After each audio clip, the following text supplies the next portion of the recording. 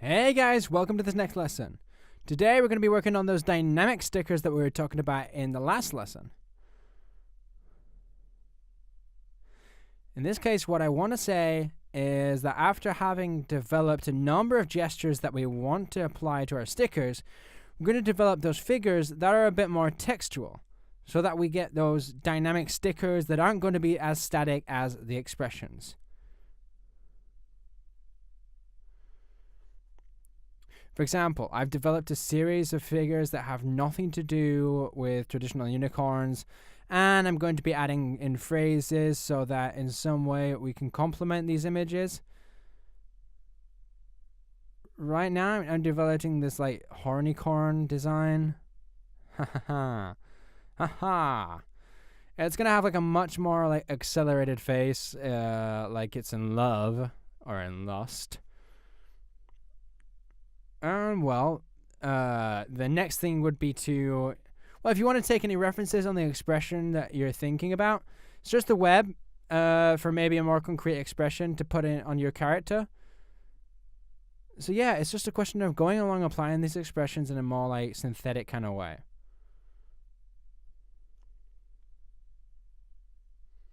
You have to remember that a character is something that's a little simpler so that we can draw it various times and it's going to keep that same essence because it has to conserve those features. What we can't do is draw a character that has like curly hair and then in another image has straight hair. Then we have another one with a shaved head on one side. I don't know. So yeah, characters do evolve, but they have to follow an aesthetic that's, firm when we're designing stickers. Unless they're, for example, we have our character cutting their hair. They're going to have shorter hair, but we have to keep the details present. There has to be continuity. If we give our character a mole or a tattoo, we have to keep it. Maybe it's some kind of identifying mark that helps us to see that character.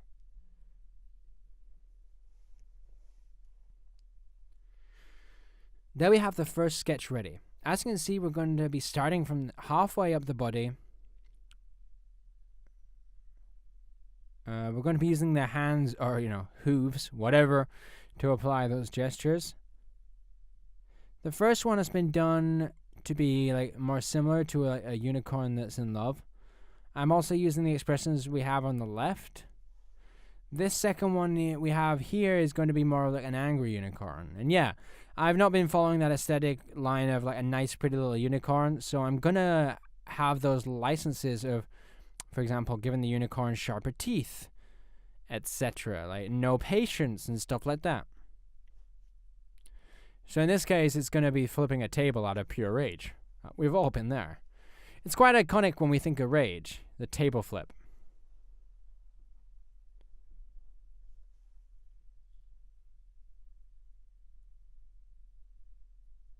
I'm not working too much on the details. I'm just going to follow that line I was telling you about.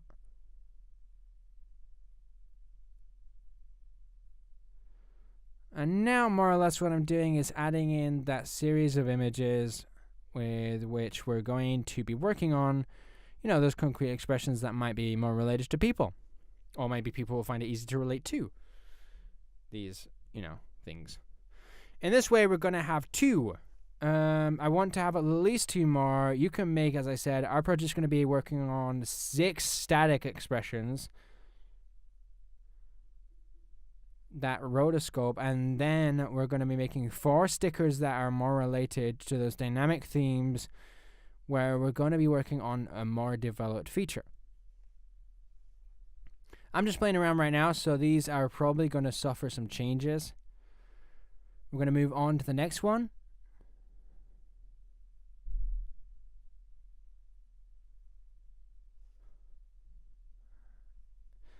You guys can use all of the details you feel are necessary.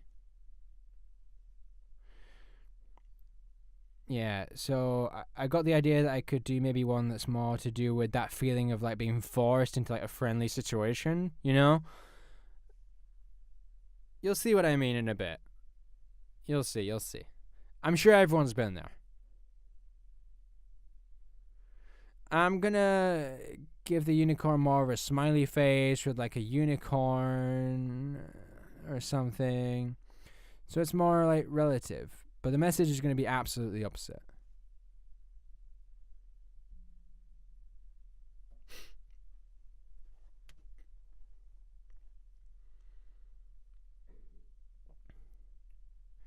As you can see, we've got like a more smiley looking face. The head is quite simple. It's like a flat oval.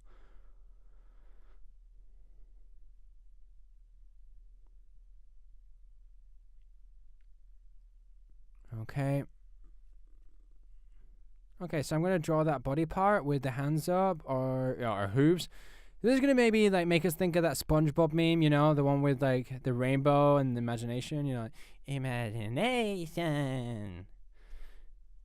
Ah. You could also use those images, you know, that are more recent as like help, you know? Use the memes, man. Memes are like popular. Use them.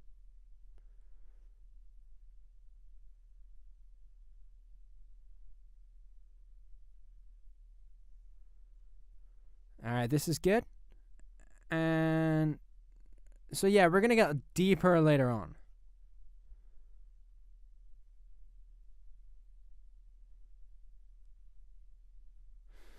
And the fourth one here, we're gonna make a unicorn that's more to do with like a stalker kind of theme. We're gonna use the last one we just made so that we can save quite a lot of time.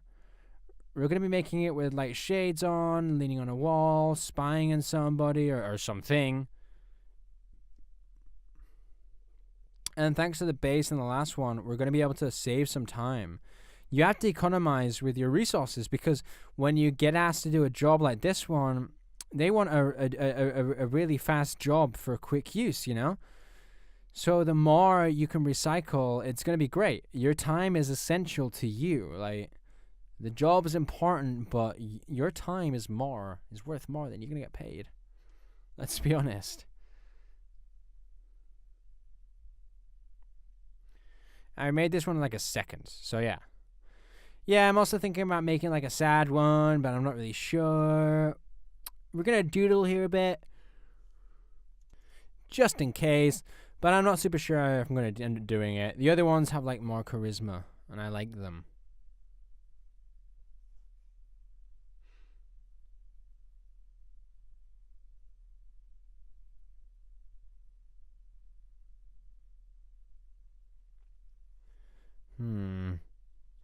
I'm not really into it, but you know, hey, I'm going to do it anyway. I'll just kind of have it.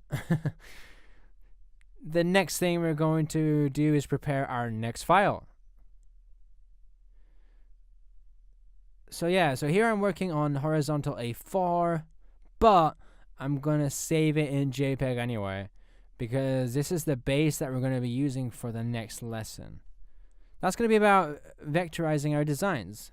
We're going to be working with the Illustrator program. To use this, we're going to need to prepare a file. If we're going to be printing, we need to think of some more concrete things like format or color, etc.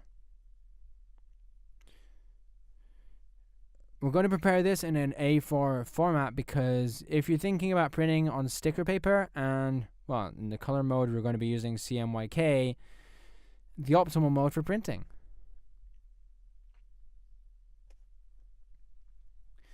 Well, yeah, if you want to work on A3 because you think that where you print is going to have sticker paper in A3, well, go for it. I'm not going to stop you. I don't even know you. I'm going to work, as I was saying, in that way, and I'm going to save the end result either on PDF or JPEG. It's preferable to use a PDF for printing because it has a series of features that optimize that, okay? This is a JPEG for web anyway, because after having been vectorized the top part, we're going to erase it and we're going to be left with the sketch. So we're going to be left with the final files. This is just help for vectorizing. And yeah, this is going to be everything for this lesson. See you guys in the next one. Bye.